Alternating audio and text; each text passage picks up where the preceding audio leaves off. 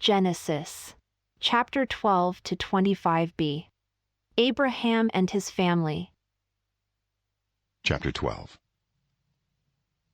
The Lord had said to Abram, "Go from your country, your people, and your father's household, to the land I will show you. I will make you into a great nation, and I will bless you. I will make your name great, and you will be a blessing. I will bless those who bless you, and whoever curses you, I will curse. And all peoples on earth will be blessed through you." So Abram went as the Lord had told him, and Lot went with him. Abram was 75 years old when he set out from Haran. He took his wife Sarai, his nephew Lot, all the possessions they had accumulated, and the people they had acquired in Haran, and they set out for the land of Canaan, and they arrived there. Abram traveled through the land as far as the site of the great tree of Moreh at Shechem. At that time the Canaanites were in the land. The Lord appeared to Abram and said, "To your offspring I will give this land." So he built an altar there to the Lord who had appeared to him. From there he went on toward the hills east of Bethel and pitched his tent, with Bethel on the west and Ai on the east. There he built an altar to the Lord and called on the name of the Lord. Then Abram set out and continued toward the Negev. Now there was a famine in the land, and Abram went down to Egypt to live there for a while because the famine was severe. As he was about to enter Egypt, he said to his wife Sarai, "I know what a beautiful woman you are. When the Egyptians see you, they will say, 'This is his wife.' Then they will kill me, but will let you live. Say you are my sister, so that I will be treated well for your sake, and my life will be spared because of you." When Abram came to Egypt, the Egyptians saw that Sarai was a very beautiful woman. And when Pharaoh's officials saw her, they praised her to Pharaoh, and she was taken into his palace. He treated Abram well for her sake, and Abram acquired sheep and cattle, male and female donkeys, male and female servants, and camels. But the Lord inflicted serious diseases on Pharaoh and his household because of Abram's wife Sarai. So Pharaoh summoned Abram. "What have you done to me?" he said. "Why didn't you tell me she was your wife? Why did you say she is my sister, so that I took her to be my wife? Now then, here is your wife. Take her and go." Then Pharaoh gave orders about Abram to his men, and they sent him on his way with his wife and everything he had. Chapter 13. So Abram went up from Egypt to the Negev with his wife and everything he had, and Lot went with him. Abram had become very wealthy in livestock and in silver and gold. From the Negev he went from place to place until he came to Bethel, to the place between Bethel and Ai, where his tent had been earlier, and where he had first built an altar. There Abram called on the name of the Lord. Now Lot, who was moving about with Abram, also had flocks and herds and tents. But the land could not support them while they stayed together, for their possessions were so great that they were not able to stay together. And quarreling arose between Abram's herders and Lot's. The Canaanites and Perizzites were also living in the land at that time. So Abram said to Lot, "Let's not have any quarreling between you and me, or between your herders and mine, for we are close relatives. Is not the whole land before you? Let's part company. If you go to the left, I'll go to the right. If you go to the right, I'll go to the left." Lot looked around and saw that the whole plain of the Jordan toward Zoar was well watered, like the garden of the Lord, like the land of Egypt. This was before the Lord destroyed Sodom and Gomorrah. So Lot chose for himself the whole plain of the Jordan and set out toward the east. The two men parted company. Abram lived in the land of Canaan, while Lot lived among the cities of the plain and pitched his tents near Sodom. Now the people of Sodom were wicked and were sinning greatly against the Lord. The Lord said to Abram after Lot had parted from him, "Look around from where you are, to the north and south, to the east and west. All the land that you see I will give to you and your offspring forever. I will make your offspring like the dust of the earth, so that if anyone could count the dust, then your offspring could be counted. Go, walk through the length and breadth of the land, for I am giving it to you." So Abram went to live near the great trees of Mamre at Hebron, where he pitched his tents. There he built an altar to the Lord. Chapter 14. At that time, when Amraphel was king of Shinar, Arioch king of Elasar, Chedorlaomer king of Elam, and Tidal king of Goyim, these kings went to war against Bera king of Sodom, Bersha king of Gomorrah, Shinab king of Admah, Shemeber king of Zeboim, and the king of Bela, that is Zoar. All these latter kings joined forces in the valley of Siddim, that is the Dead Sea Valley. For 12 years they had been subject to Chedorlaomer, but in the 13th year they rebelled. In the 14th year, Chedorlaomer and the kings allied with him went out and defeated the Rephaites in Ashtaroth Karnaim, the Zuzites in Ham, the Emites in Shaveh Kiriathaim, and the Horites in the hill country of Seir, as far as El Paran near the desert. Then they turned back and went to En-Mishpat, that is Kadesh, and they conquered the whole territory of the Amalekites, as well as the Amorites who were living in Hazazon Tamar. Then the king of Sodom, the king of Gomorrah, the king of Admah, the king of Zeboim, and the king of Bela, that is Zoar, marched out and drew up their battle lines in the valley of Siddim against Chedorlaomer king of Elam, Tidal king of Goyim, Amraphel king of Shinar, and Arioch king of Elasar, 4 kings against 5. Now the valley of Siddim was full of tar pits, and when the kings of Sodom and Gomorrah fled, some of the men fell into them, and the rest fled to the hills. The 4 kings seized all the goods of Sodom and Gomorrah and all their food. Then they went away. They also carried off Abram's nephew Lot and his possessions, since he was living in Sodom. A man who had escaped came and reported this to Abram the Hebrew. Now Abram was living near the great trees of Mamre the Amorite, a brother of Eshcol and Aner, all of whom were allied with Abram. When Abram heard that his relative had been taken captive, he called out the 318 trained men born in his household and went in pursuit as far as Dan. During the night, Abram divided his men to attack them, and he routed them, pursuing them as far as Hobah, north of Damascus. He recovered all the goods and brought back his relative Lot and his possessions, together with the women and the other people. After Abram returned from defeating Chedorlaomer and the kings allied with him, the king of Sodom came out to meet him in the valley of Shaveh, that is the king's valley. Then Melchizedek, king of Salem, brought out bread and wine.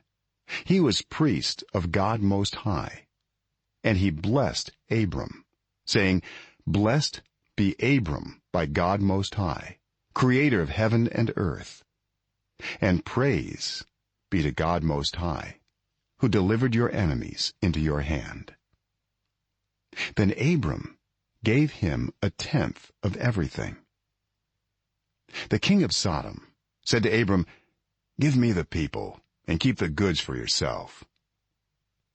But Abram said to the king of Sodom, "With raised hand I have sworn an oath to the Lord, God Most High, creator of heaven and earth, that I will accept nothing belonging to you, not even a thread or the strap of a sandal, so that you will never be able to say, 'I made Abram rich.'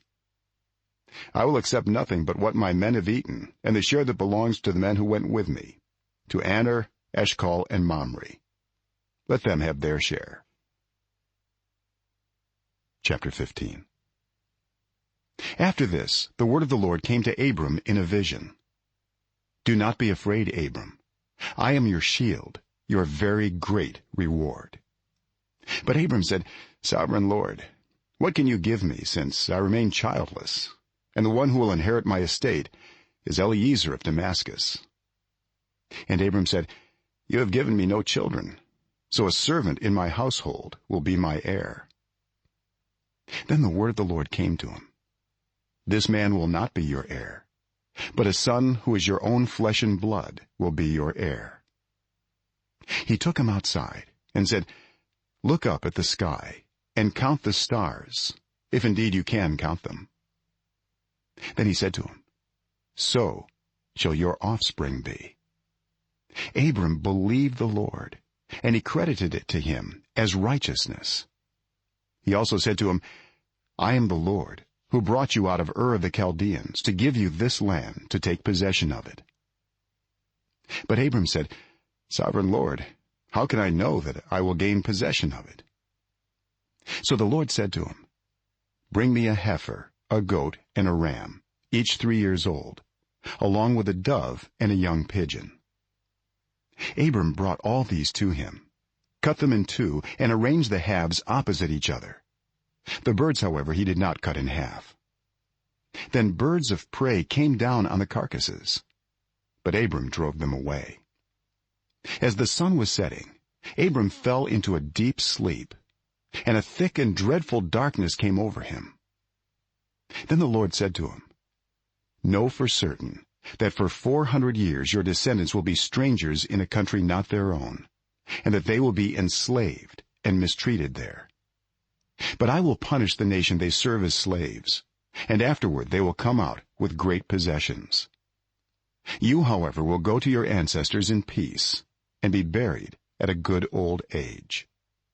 In the 4th generation your descendants will come back here, for the sin of the Amorites has not yet reached its full measure." When the sun had set and darkness had fallen, a smoking fire pot with a blazing torch appeared and passed between the pieces. On that day the Lord made a covenant with Abram and said, "To your descendants I give this land, from the Wadi of Egypt to the great river, the Euphrates, the land of the Kenites, Kenizzites, Cadmonites, Hittites, Perizzites, Rephaites, Amorites, Canaanites, Girgashites, and Jebusites." Chapter 16.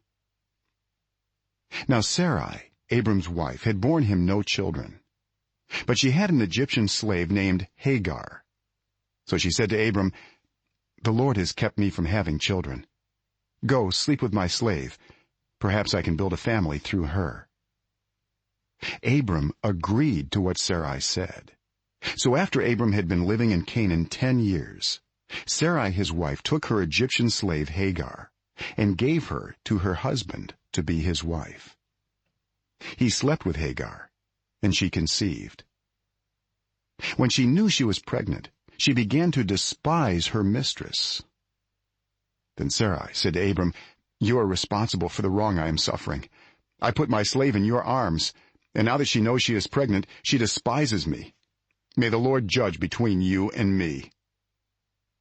"Your slave is in your hands," Abram said. "Do with her whatever you think best." Then Sarai mistreated Hagar, so she fled from her. The angel of the Lord found Hagar near a spring in the desert. It was the spring that is beside the road to Shur. And he said, "Hagar, slave of Sarai, where have you come from, and where are you going?" "I am running away from my mistress Sarai," she answered. Then the angel of the Lord told her, "Go back to your mistress and submit to her." The angel added, "I will increase your descendants so much that they will be too numerous to count." The angel of the Lord also said to her, "You are now pregnant, and you will give birth to a son.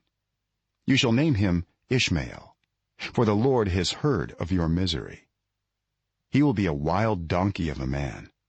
His hand will be against everyone, and everyone's hand against him, and he will live in hostility toward all his brothers." She gave this name to the Lord who spoke to her, "You are the God who sees me."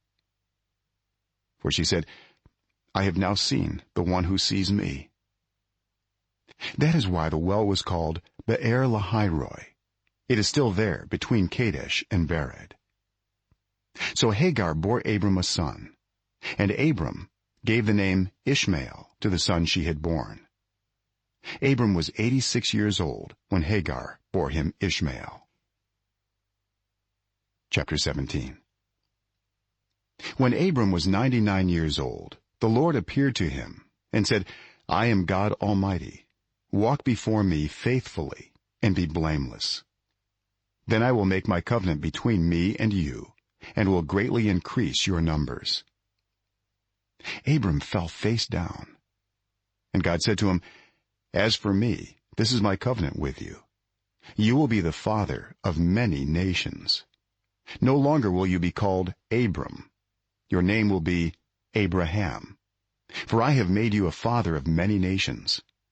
I will make you very fruitful.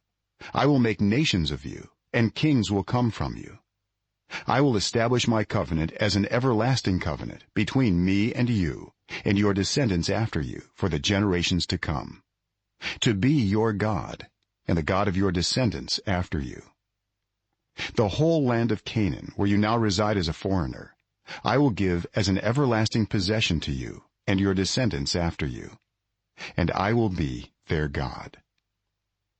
Then God said to Abraham, As for you, you must keep my covenant, you and your descendants after you for the generations to come.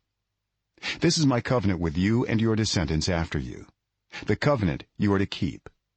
Every male among you shall be circumcised. You are to undergo circumcision, and it will be the sign of the covenant between me and you. For the generations to come, every male among you who is 8 days old must be circumcised, including those born in your household or bought with money from a foreigner, those who are not your offspring. Whether born in your household or bought with your money, they must be circumcised. My covenant in your flesh is to be an everlasting covenant. Any uncircumcised male who has not been circumcised in the flesh will be cut off from his people. He has broken my covenant. God also said to Abraham, As for Sarai your wife, you are no longer to call her Sarai. Her name will be Sarah. I will bless her, and will surely give you a son by her. I will bless her, so that she will be the mother of nations. Kings of peoples will come from her. Abraham fell face down. He laughed and said to himself, Will a son be born to a man 100 years old? Will Sarah bear a child at the age of 90? And Abraham said to God, If only Ishmael might live under your blessing. Then God said, Yes, but your wife Sarah will bear you a son, and you will call him Isaac. I will establish my covenant with him as an everlasting covenant for his descendants after him. And as for Ishmael, I have heard you. I will surely bless him. I will make him fruitful and will greatly increase his numbers. He will be the father of 12 rulers, and I will make him into a great nation. But my covenant I will establish with Isaac, whom Sarah will bear to you by this time next year. When he had finished speaking with Abraham, God went up from him. On that very day, Abraham took his son Ishmael, and all those born in his household or bought with his money, every male in his household, and circumcised them, as God told him. Abraham was 99 years old when he was circumcised, and his son Ishmael was 13. Abraham and his son Ishmael were both circumcised on that very day, and every male in Abraham's household, including those born in his household or bought from a foreigner, was circumcised with him. Chapter 18. The Lord appeared to Abraham near the great trees of Mamre while he was sitting at the entrance to his tent in the heat of the day. Abraham looked up and saw 3 men standing nearby. When he saw them, he hurried from the entrance of his tent to meet them and bowed low to the ground. He said, "If I have found favor in your eyes, my lord, do not pass your servant by. Let a little water be brought, and then you may all wash your feet and rest under this tree. Let me get you something to eat, so you can be refreshed and then go on your way, now that you have come to your servant." "Very well," they answered. "Do as you say." So Abraham hurried into the tent to Sarah. "Quick," he said, "get 3 seahs of the finest flour and knead it and bake some bread." Then he ran to the herd and selected a choice, tender calf and gave it to a servant who hurried to prepare it. He then brought some curds and milk and the calf that had been prepared and set these before them. While they ate, he stood near them under a tree. "Where's your wife Sarah?" they asked him. "There, in the tent," he said. Then one of them said, "I will surely return to you about this time next year, and Sarah your wife will have a son." Now Sarah was listening at the entrance to the tent, which was behind him. Abraham and Sarah were already very old, and Sarah was past the age of childbearing. So Sarah laughed to herself as she thought, "After I am worn out and my Lord is old, will I now have this pleasure?" Then the Lord said to Abraham, "Why did Sarah laugh and say, 'Will I really have a child now that I am old?' Is anything too hard for the Lord? I will return to you at the appointed time next year, and Sarah will have a son." Sarah was afraid, so she lied and said, "I did not laugh." But he said, "Yes, you did laugh." When the men got up to leave, they looked down toward Sodom, and Abraham walked along with them to see them on their way. Then the Lord said, "Shall I hide from Abraham what I am about to do? Abraham will surely become a great and powerful nation, and all nations on earth will be blessed through him. For I have chosen him, so that he will direct his children and his household after him, to keep the way of the Lord by doing what is right and just, so that the Lord will bring about for Abraham what he has promised him." Then the Lord said, "The outcry against Sodom and Gomorrah is so great and their sin so grievous that I will go down and see if what they have done is as bad as the outcry that has reached me. If not, I will know." The men turned away and went toward Sodom, but Abraham remained standing before the Lord. Then Abraham approached him and said, "Will you sweep away the righteous with the wicked? What if there are 50 righteous people in the city?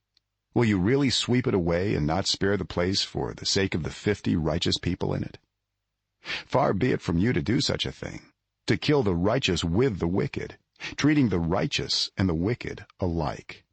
Far be it from you. Will not the judge of all the earth do right?" The Lord said, "If I find 50 righteous people in the city of Sodom, I will spare the whole place for their sake." Then Abraham spoke up again, "Now that I have been so bold as to speak to the Lord, though I am nothing but dust and ashes, what if the number of the righteous is 5 less than 50? Will you destroy the whole city for lack of 5 people? If I find 45 there," he said, "I will not destroy it." Once again he spoke to him, "What if only 40 are found there?" He said, "For the sake of 40, I will not do it." Then he said, "May the Lord not be angry, but let me speak. What if only 30 can be found there?" He answered, "I will not do it if I find 30 there." Abraham said, "Now that I have been so bold as to speak to the Lord, what if only 20 can be found there?" He said, "For the sake of 20, I will not destroy it." Then he said, "May the Lord not be angry, but let me speak just once more. What if only 10 can be found there?" He answered, "For the sake of 10, I will not destroy it." When the Lord had finished speaking with Abraham, he left, and Abraham returned home. Chapter 19. The 2 angels arrived at Sodom in the evening, and Lot was sitting in the gateway of the city. When he saw them, he got up to meet them and bowed down with his face to the ground.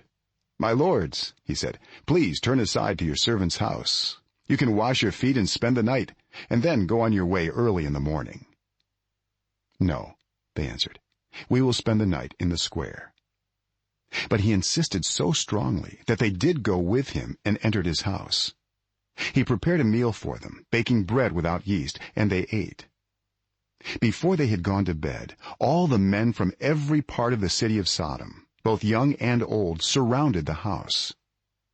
They called to Lot, "Where are the men who came to you tonight? Bring them out to us so that we can have sex with them."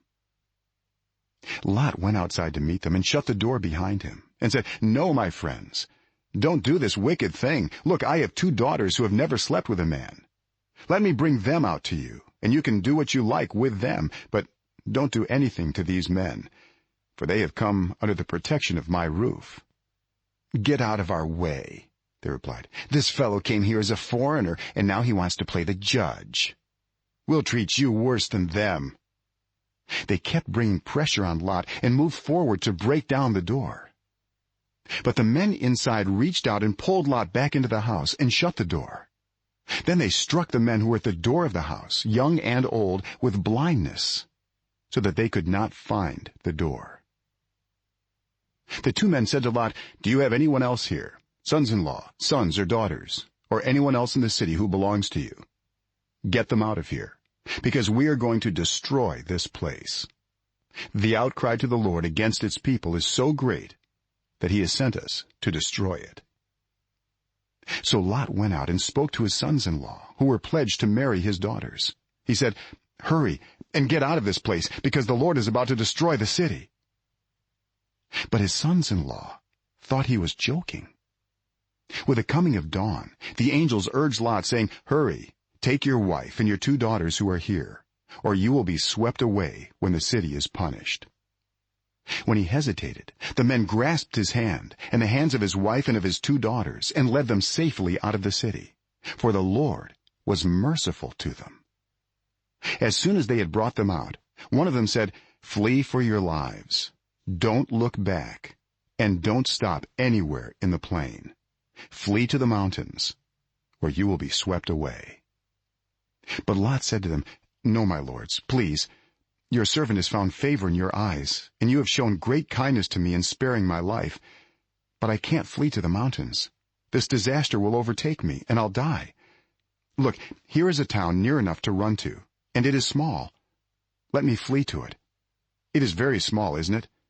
Then my life will be spared." He said to him, "Very well. I will grant this request too. I will not overthrow the town you speak of.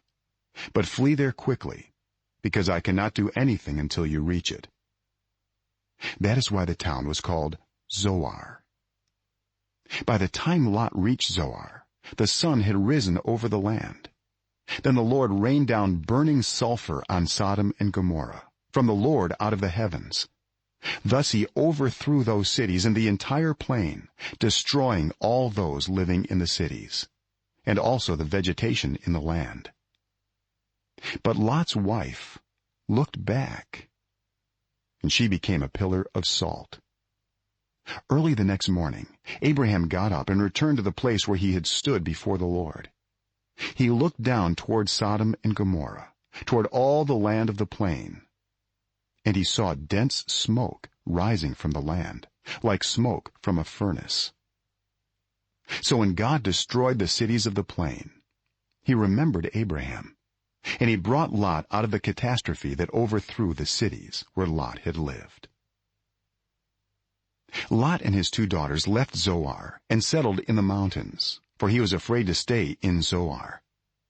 He and his 2 daughters lived in a cave. One day, the older daughter said to the younger, "Our father is old, and there is no man around here to give us children, as is the custom all over the earth. Let's get our father to drink wine, and then sleep with him, and preserve our family line through our father." That night they got their father to drink wine, and the older daughter went in and slept with him. He was not aware of it when she lay down or when she got up. The next day the older daughter said to the younger, "Last night I slept with my father. Let's get him to drink wine again tonight, and you go in and sleep with him, so we can preserve our family line through our father." So they got their father to drink wine that night also, and the younger daughter went in and slept with him. Again he was not aware of it when she lay down or when she got up. So both of Lot's daughters became pregnant by their father. The older daughter had a son, and she named him Moab. He is the father of the Moabites of today. The younger daughter also had a son, and she named him Ben-Ami. He is the father of the Ammonites of today. Chapter 20. Now Abraham moved on from there into the region of the Negev, and lived between Kadesh and Shur. For a while he stayed in Gerar, and there Abraham said of his wife Sarah, "She is my sister." Then Abimelech, king of Gerar, sent for Sarah and took her. But God came to Abimelech in a dream one night and said to him, "You are as good as dead, because of the woman you have taken. She is a married woman." Now Abimelech had not gone near her, so he said, "Lord, will you destroy an innocent nation? Did he not say to me, 'She is my sister'? And didn't she also say, 'He is my brother'? I have done this with a clear conscience and clean hands." Then God said to him in the dream, "Yes, I know you did this with a clear conscience, and so I have kept you from sinning against me. That is why I did not let you touch her. Now return the man's wife, for he is a prophet, and he will pray for you, and you will live. But if you do not return her, you may be sure that you and all who belong to you will die." Early the next morning Abimelech summoned all his officials, and when he told them all that had happened, they were very much afraid. Then Abimelech called Abraham in and said, "What have you done to us? How have I wronged you, that you have brought such great guilt upon me and my kingdom? You have done things to me that should never be done." And Abimelech asked Abraham, "What was your reason for doing this?" Abraham replied, "I said to myself, 'There is surely no fear of God in this place, and they will kill me because of my wife. Besides, she really is my sister, the daughter of my father, though not of my mother, and she became my wife. And when God had me wander from my father's household, I said to her, "This is how you can show your love to me. Everywhere we go, say of me, 'He is my brother.'" Then Abimelech brought sheep and cattle and male and female slaves and gave them to Abraham, and he returned Sarah his wife to him. And Abimelech said, "My land is before you. Live wherever you like." To Sarah he said, "I am giving your brother 1,000 shekels of silver. This is to cover the offense against you before all who are with you. You are completely vindicated."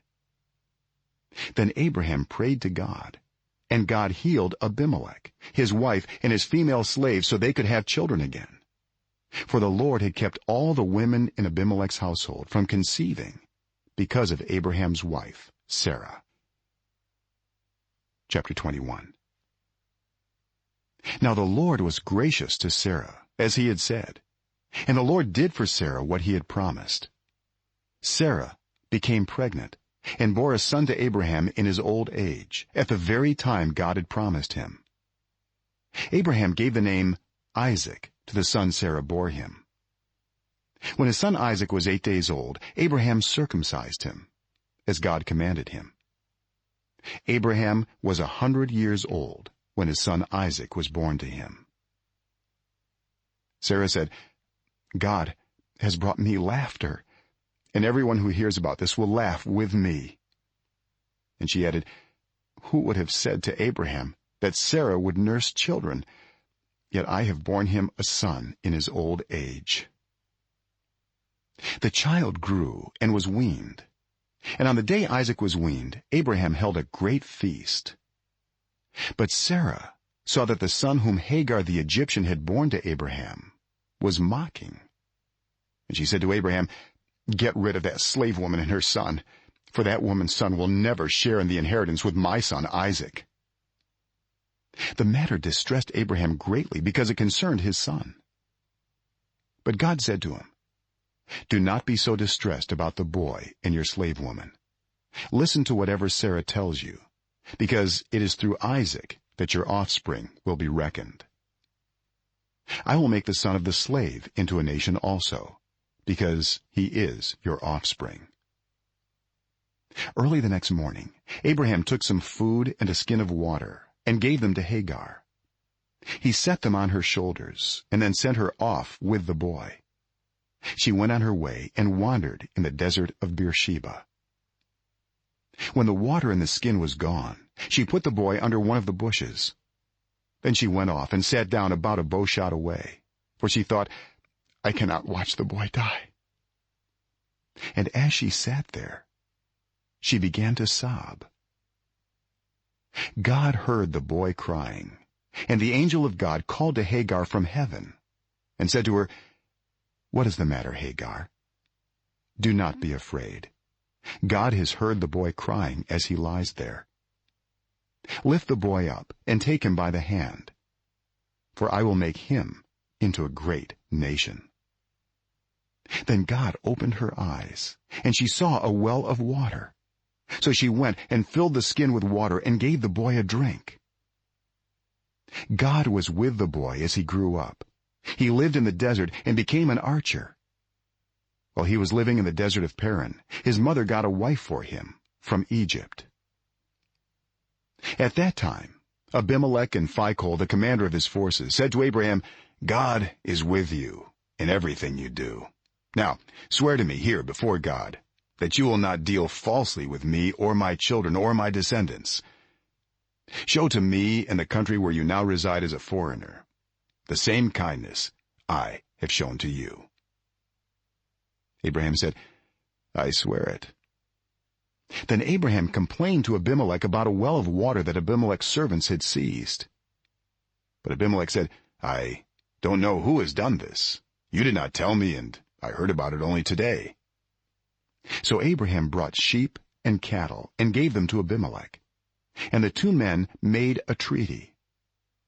Abraham set apart 7 ewe lambs from the flock. And Abimelech asked Abraham, "What is the meaning of these 7 ewe lambs you have set apart by themselves?" He replied, "Accept these 7 lambs from my hand as a witness that I dug this well." So that place was called Beersheba, because the two men swore an oath there. After the treaty had been made at Beersheba, Abimelech and Phicol, the commander of his forces, returned to the land of the Philistines. Abraham planted a tamarisk tree in Beersheba, and there he called on the name of the Lord, the eternal God. And Abraham stayed in the land of the Philistines for a long time. Chapter 22. Sometime later, God tested Abraham. He said to him, "Abraham."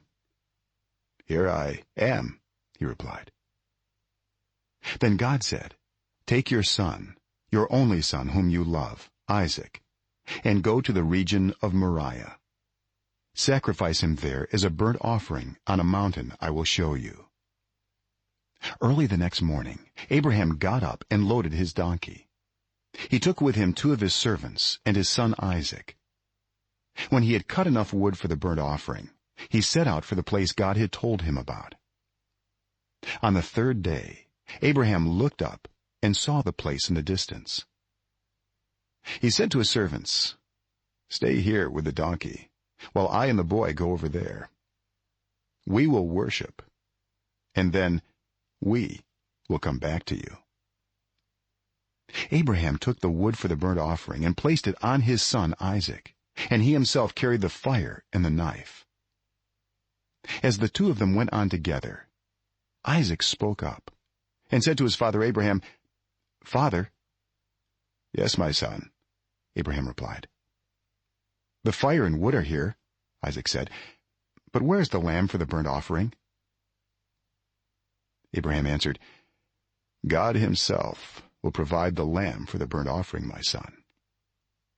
And the 2 of them went on together. When they reached the place God had told him about, Abraham built an altar there and arranged the wood on it. He bound his son Isaac and laid him on the altar on top of the wood. Then he reached out his hand and took the knife to slay his son. But the angel of the Lord called out to him from heaven, "Abraham, Abraham." "Here I am," he replied. "Do not lay a hand on the boy," he said. "Do not do anything to him. Now I know that you fear God, because you have not withheld from me your son, your only son." Abraham looked up, and there in a thicket he saw a ram caught by its horns. He went over and took the ram and sacrificed it as a burnt offering instead of his son. So Abraham called that place, "The Lord will provide." And to this day it is said, "On the mountain of the Lord it will be provided." The angel of the Lord called to Abraham from heaven a second time and said, "I swear by myself, declares the Lord, that because you have done this and have not withheld your son, your only son, I will surely bless you and make your descendants as numerous as the stars in the sky and as the sand on the seashore. Your descendants will take possession of the cities of their enemies, and through your offspring all nations on earth will be blessed, because you have obeyed me." Then Abraham returned to his servants, and they set off together for Beersheba. And Abraham stayed in Beersheba. Sometime later Abraham was told, "Milcah is also a mother. She has borne sons to your brother Nahor: Uz the firstborn, Buz his brother, Kemuel the father of Aram, Kesed, Hazo, Pildash, Jidlaph, and Bethuel." Bethuel became the father of Rebekah. Milcah bore these 8 sons to Abraham's brother Nahor. His concubine, whose name was Reumah, also had sons: Teba, Gaham, Tahash, and Maacah. Chapter 23. Sarah lived to be 127 years old. She died at Kiriath Arba, that is Hebron, in the land of Canaan. And Abraham went to mourn for Sarah and to weep over her. Then Abraham rose from beside his dead wife and spoke to the Hittites. He said, "I am a foreigner and stranger among you. Sell me some property for a burial site here, so I can bury my dead." The Hittites replied to Abraham, "Sir, listen to us. You are a mighty prince among us. Bury your dead in the choicest of our tombs. None of us will refuse you his tomb for burying your dead." Then Abraham rose and bowed down before the people of the land, the Hittites. He said to them, "If you are willing to let me bury my dead, then listen to me, and intercede with Ephron son of Zohar on my behalf, so he will sell me the cave of Machpelah, which belongs to him and is at the end of his field. Ask him to sell it to me for the full price as a burial site among you." Ephron the Hittite was sitting among his people, and he replied to Abraham in the hearing of all the Hittites who had come to the gate of his city. "No, my lord," he said, "listen to me. I give you the field, and I give you the cave that is in it. I give it to you in the presence of my people. Bury your dead." Again Abraham bowed down before the people of the land, and he said to Ephron in their hearing, "Listen to me, if you will. I will pay the price of the field. Accept it from me, so I can bury my dead there." Ephron answered Abraham, "Listen to me, my lord. The land is worth 400 shekels of silver, but what is that between you and me? Bury your dead." Abraham agreed to Ephron's terms and weighed out for him the price he had named in the hearing of the Hittites, 400 shekels of silver, according to the weight current among the merchants. So Ephron's field in Machpelah near Mamre, both the field and the cave in it, and all the trees within the borders of the field, was deeded to Abraham as his property in the presence of all the Hittites who had come to the gate of the city. Afterward Abraham buried his wife Sarah in the cave in the field of Machpelah near Mamre, which is at Hebron, in the land of Canaan. So the field and the cave in it were deeded to Abraham by the Hittites as a burial site. Chapter 24. Abraham was now very old, and the Lord had blessed him in every way. He said to the senior servant in his household, the one in charge of all that he had, "Put your hand under my thigh. I want you to swear by the Lord, the God of heaven and the God of earth, that you will not get a wife for my son from the daughters of the Canaanites among whom I am living, but will go to my country and my own relatives and get a wife for my son Isaac." The servant asked him, "What if the woman is unwilling to come back with me to this land? Shall I then take your son back to the country you came from?"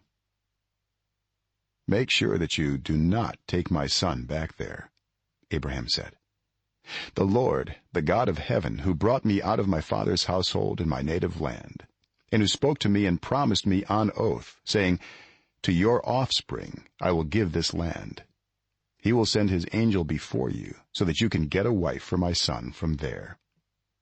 If the woman is unwilling to come back with you, then you will be released from this oath of mine. Only do not take my son back there." So the servant put his hand under the thigh of his master Abraham and swore an oath to him concerning this matter. Then the servant left, taking with him 10 of his master's camels loaded with all kinds of good things from his master. He set out for Aram Naharaim and made his way to the town of Nahor. He had the camels kneel down near the well outside the town. It was toward evening, the time the women go out to draw water. Then he prayed, "Lord, God of my master Abraham, make me successful today and show kindness to my master Abraham. See, I am standing beside this spring, and the daughters of the townspeople are coming out to draw water. May it be that when I say to a young woman, 'Please let down your jar that I may have a drink,' and she says, 'Drink, and I'll water your camels too,' let her be the one you have chosen for your servant Isaac. By this I will know that you have shown kindness to my master." Before he had finished praying, Rebekah came out with her jar on her shoulder. She was the daughter of Bethuel, son of Milcah, who was the wife of Abraham's brother Nahor. The woman was very beautiful, a virgin. No man had ever slept with her. She went down to the spring, filled her jar, and came up again. The servant hurried to meet her and said, "Please, give me a little water from your jar." "Drink, my lord," she said, and quickly lowered the jar to her hands and gave him a drink. After she had given him a drink, she said, "I'll draw water for your camels too, until they have had enough to drink." So she quickly emptied her jar into the trough, ran back to the well to draw more water, and drew enough for all his camels. Without saying a word, the man watched her closely to learn whether or not the Lord had made his journey successful. When the camels had finished drinking, the man took out a gold nose ring weighing a beka and 2 gold bracelets weighing 10 shekels. Then he asked, "Whose daughter are you? Please tell me. Is there room in your father's house for us to spend the night?" She answered him, "I am the daughter of Bethuel, the son that Milcah bore to Nahor." And she added, "We have plenty of straw and fodder, as well as room for you to spend the night." Then the man bowed down and worshipped the Lord, saying, "Praise be to the Lord, the God of my master Abraham, who has not abandoned his kindness and faithfulness to my master. As for me, the Lord has led me on the journey to the house of my master's relatives." The young woman ran and told her mother's household about these things. Now Rebekah had a brother named Laban, and he hurried out to the man at the spring.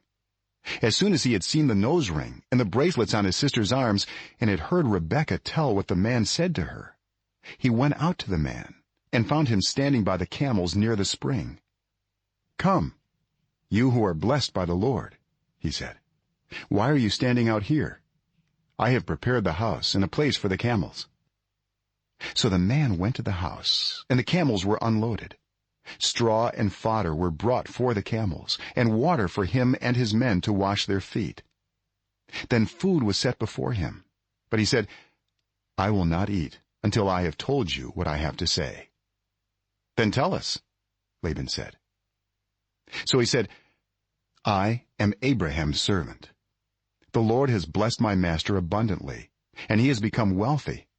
He has given him sheep and cattle, silver and gold, male and female servants, and camels and donkeys. My master's wife Sarah has borne him a son in her old age, and he has given him everything he owns. And my master made me swear an oath and said, 'You must not get a wife for my son from the daughters of the Canaanites in whose land I live, but go to my father's family and to my own clan and get a wife for my son.' Then I asked my master, 'What if the woman will not come back with me?'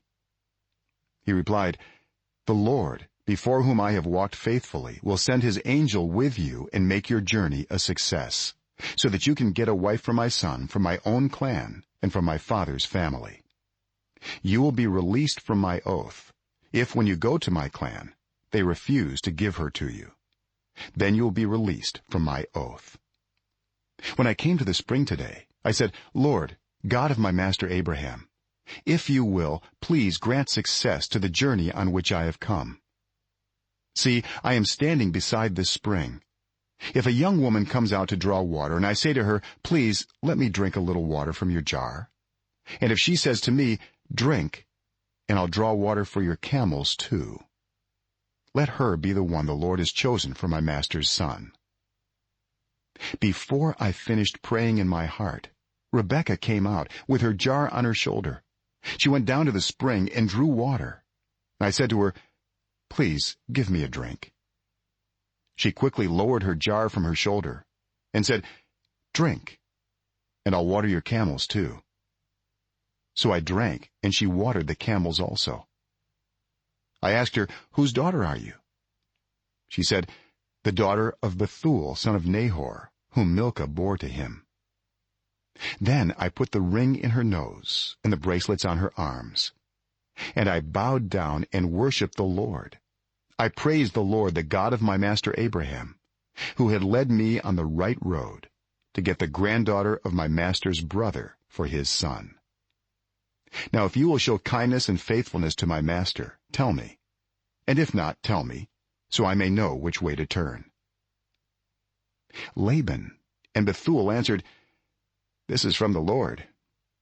We can say nothing to you one way or the other. Here is Rebekah, take her and go, and let her become the wife of your master's son, as the Lord has directed." When Abraham's servant heard what they said, he bowed down to the ground before the Lord. Then the servant brought out gold and silver jewelry and articles of clothing and gave them to Rebekah. He also gave costly gifts to her brother and to her mother. Then he and the men who were with him ate and drank and spent the night there. When they got up the next morning, he said, "Send me on my way to my master." But her brother and her mother replied, "Let the young woman remain with us 10 days or so, then you may go." But he said to them, "Do not detain me, now that the Lord has granted success to my journey. Send me on my way so I may go to my master." Then they said, "Let's call the young woman and ask her about it." So they called Rebekah and asked her, "Will you go with this man?" "I will go," she said. So they sent their sister Rebekah on her way, along with her nurse and Abraham's servant and his men. And they blessed Rebekah and said to her, "Our sister, may you increase to thousands upon thousands. May your offspring possess the cities of their enemies." Then Rebekah and her attendants got ready and mounted the camels and went back with the man. So the servant took Rebekah and left. Now Isaac had come from Beer Lahairoi, for he was living in the Negev. He went out to the field one evening to meditate, and as he looked up, he saw camels approaching. Rebekah also looked up and saw Isaac. She got down from her camel and asked the servant, "Who is that man in the field coming to meet us?" "He is my master," the servant answered. So she took her veil and covered herself. Then the servant told Isaac all he had done.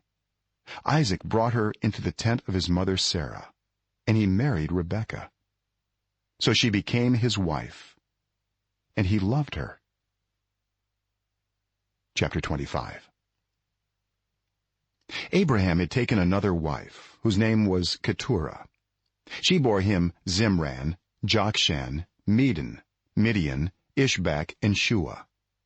Jokshan was the father of Sheba and Dedan. The descendants of Dedan were the Asherites, the Letushites, and the Leumites. The sons of Midian were Ephah, Epher, Hanok, Abida, and Eldaah.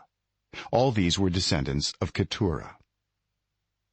Abraham left everything he owned to Isaac. But while he was still living, he gave gifts to the sons of his concubines and sent them away from his son Isaac to the land of the east. Abraham lived 175 years. Then Abraham breathed his last and died at a good old age, an old man and full of years. And he was gathered to his people.